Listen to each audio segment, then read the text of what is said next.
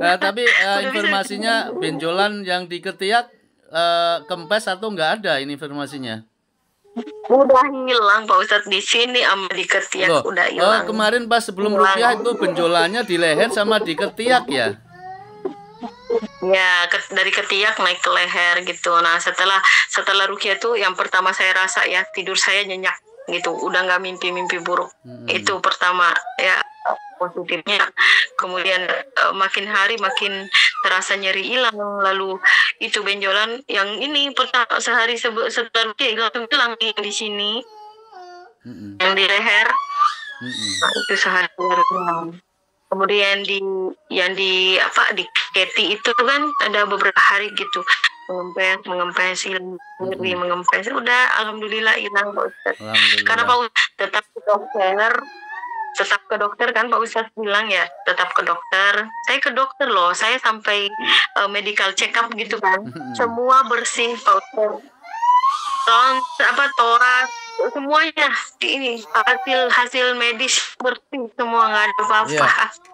Pasti itu kan memang benjolan di sini kan memang rata-rata gangguan jin itu kan memicu benjolan itu dari tumor gitu. Bahkan banyak pasien-pasien saya itu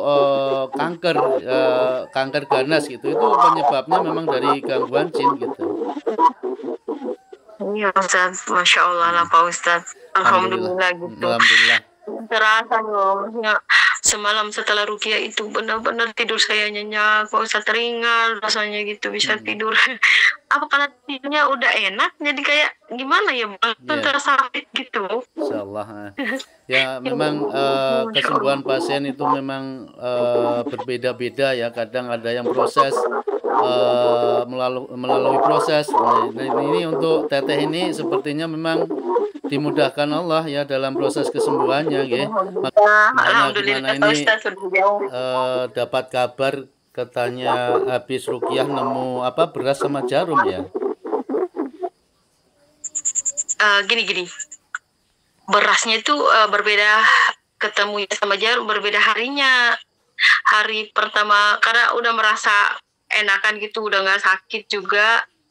Saya beberes kan Pak Ustadz, kuat keinginan beberes gitu, nyapu dari halaman depan rumah tuh, ketemu di tempat usaha sudutnya itu, sudut yang pernah kan saya cerita ya Pak Ustadz bahwa ada yang nunjukin si mantan itu, ada nunjukin bahwa saya naruh buku di sini. Nunjukin dalam mimpinya kan.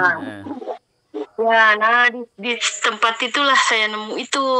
Pertama, tapi saya waktu itu pikirku mungkin bekas dikasih ayam gitu kan. Udahlah nyapu lagi ke dalam, di dinding sama lagi dapat lagi gitu. Tapi itu semacam dia berusaha ngasih masuk di lubang pondasi itu kan tidak rata ya, kayak macam ada lubang gitu. Tapi ada keluar sedikit gitu. Jadi saya pikir masih positif. Mungkin bekas ayam dikasih ayam gitu. Masih berpikir positif lah. Ya, masih gitu. Terus akhirnya saya sampailah karena masih rumah panggung separuh ya, masih rumah panggung. Di bawah rumah itu saya beberes lagi karena agak berantakan gitu. Jadi ada pot itu udah usang gitu. Kayak tiba-tiba pengen beberes gitu, keangkatlah pot itu gitu. Nemu lagi kayak segenggam-genggam gitu, sama kayak di depan sama di samping gitu, segenggam gitu beras itu di bawah pot. Saya pikirlah kalau ini bekas dikasih ayam, tentu kalau bekas cekeran ayam mestinya di pinggiran pot itu, bukan di bawahnya. Ya kan Pak Ustadz? Itu di bawahnya gitu segenggam. Mulailah saya berpikir ini kayak sengaja, apa ada hubungannya sama ini gitu. Nah, jadi ku sapu aja sih, ku ambil terus ku buang di tempat sampah gitu, pembakaran sampah. Nah, besoknya lagi saya berpikir lagi, kemarin-kemarin selalu ngelihat bayangan-bayangan di sini di posisi lemari itu. Jadi saya lagi mau beberes lagi di situ kan, mau ku keluarin aja tuh lemari. Sementara beberes udah selesai ngeluarin isinya, keangkat lemari itu. Ternyata di bawahnya itu nemu itu jarum, benang putih sama batu. Dia nggak dibungkus sih, dia cuma kayak bersebelahan gitu, kayak ngumpul gitu. Ya itu sapu lah tadi. itu itu salah satu kategori sihir yang awalnya tidak terlihat oleh mata manusia, itu terlihat gitu loh. Jadi alhamdulillah gitu. Itu ketemu di sini kan ketika pas proses ruqyah kan, selang beberapa hari gitu nggih. Ya kan waktu ruqyah Pak Ustadz kan bilang ya nasihatnya seringlah baca Al-Baqarah ya. Jadi saya terapkan itu setiap habis sholat 5 waktu tuh Al-Baqarah. Kemudian belajar memaafkan, selalu berlapang hati lah memaafkan semua yang terasa pernah menyakiti gitu. Ditembari didoain gitu, ya Allah, ikhlaskanlah hati saya menerima semua itu takdir gitu, memaafkan semua yang pernah menyakiti. Nah, jadi ringan aja sih hari itu, kayak tiba-tiba pengen beberes gitu, kayak semacam mungkin menjadi petunjuk itu. Mungkin karena keikhlasan itu menjadi petunjuk gitu. Ya alhamdulillah ya. Jadi itu salah satu bentuk pertolongan Allah gitu ya. Makanya semakin solehah mulai sekarang gitu. Tapi ini saya lihat dari wajahnya, auranya juga sudah perbedaannya sudah jauh banget. Jauh. Nah, tapi informasinya benjolan yang di ketiak kempes atau nggak ada ini informasinya? Udah hilang Pak Ustadz, di sini sama di ketiak udah hilang. Kemarin pas sebelum ruqyah itu benjolannya di leher sama di ketiak ya? Ya, dari ketiak naik ke leher gitu. Nah, setelah ruqyah tuh yang pertama saya rasa ya, tidur saya nyenyak gitu, udah nggak mimpi buruk.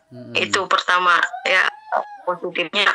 Kemudian makin hari makin terasa nyeri hilang. Lalu itu benjolan yang ini pertama sehari setelah hilang di sini, yang di leher. Nah, itu sehari hilang.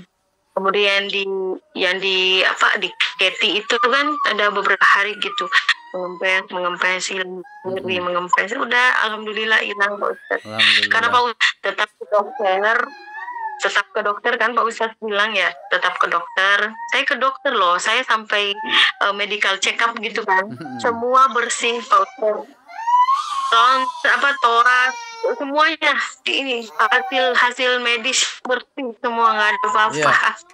Pasti itu kan memang benjolan di sini kan memang rata-rata gangguan jin itu kan memicu benjolan itu dari tumor gitu. Bahkan banyak pasien-pasien saya itu kanker ganas gitu, itu penyebabnya memang dari gangguan jin gitu. Iya Ustaz, Masya Allah lah Pak Ustaz. Alhamdulillah gitu. Alhamdulillah.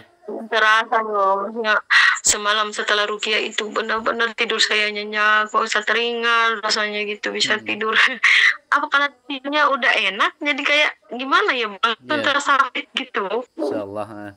Ya memang kesembuhan pasien itu memang berbeda-beda ya. Kadang ada yang proses melalui proses. Nah, ini untuk teteh ini sepertinya memang dimudahkan Allah ya dalam proses kesembuhannya, nggih. Maka Waalaikumsalam. Di Sulawesi Selatan mana ini? Di Bone, Pak Ustaz. Gimana ini keluhan saat ini gimana? Apa yang dirasain badan? Iya, ini kayak berasa habis dipukul Pak Ustaz. Tapi yang terutama sih yang kemarin saya cerita ada benjolan di keti itu Pak Ustaz. Benjolan di area sensitif? Ketiak. Oh, di bawah ketiak. Ya itu. Ya, itu tumor itu. Itu terjadi. Saya belum cek ke dokter Pak Ustadz, soalnya ini kayak gimana ya Pak Ustadz, itulah yang saya bilang kemarin, dari sesak napas awalnya dari beberapa bulan lalu, bersambung lagi ke kena batuk, sampai suara saya belum jernih ini Pak Ustadz. Kemudian sempat hilang kan suaranya, kemudian bengkak, terus pas sudah rapat ini yang muncul, itu kena pada malam Senin minggu lalu, terbatuk tiba-tiba berasa sakit gitu, tapi pas saya cek besoknya tuh nggak ada kelihatan apa-apa, nggak ada memerah, nggak ada bengkak, cuman besoknya lagi terasa lah sangat nyeri gitu. Jadi muncul benjolan di sini di bawah ketiak ya.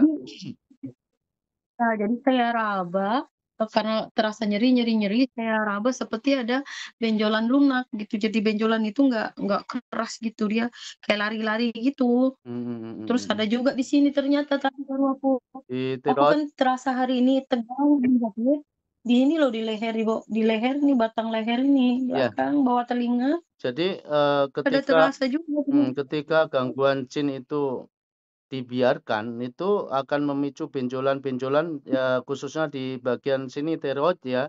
Setiap benjolan atau kanker ya, kanker itu ini kan benjolan. Ini yang tak ceritain itu pasien-pasien saya yang tertimpa kanker itu 85% itu pemicunya memang dari gangguan jin gitu, Teh.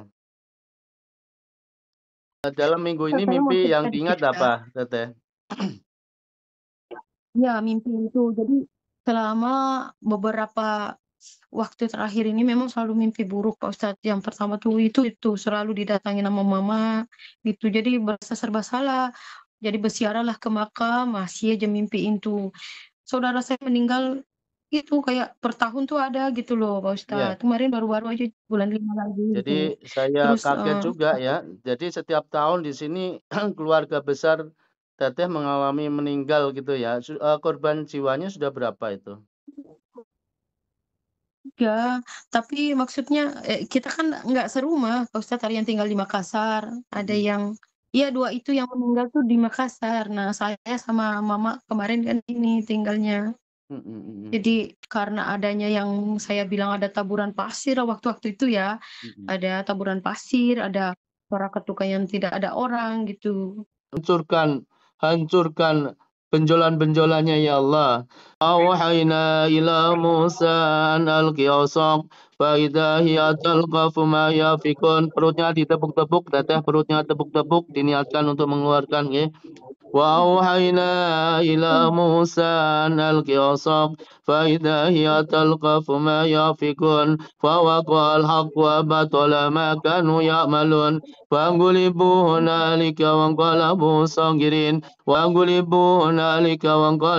صاغرين وألقي السحرة ساجدين قالوا آمنا برب العالمين Rabbi Musa wa Harun, mudahkan kesembuhannya ya Allah.